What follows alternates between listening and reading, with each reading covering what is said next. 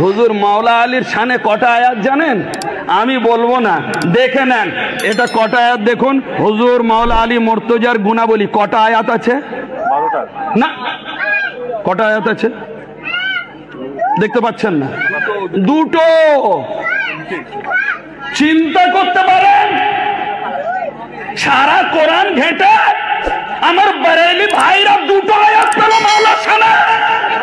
अरे शर्म से मर जाओ, जिसके घर में कुरान नाजिल हुए उनके लिए 2 आयत, और हजरत उमर फारूक हजरत उस्मान गनी के लिए आयातों के भरमार। तो सुनो, मैं दलील से बात करता हूं कि हजरत इमाम अहमद बिन हंबल ने इरशाद फरमाया, जे सुनो कुरान में सबसे ज्यादा आयत 300 से ज्यादा मौला अली के शान में नाज़िल है।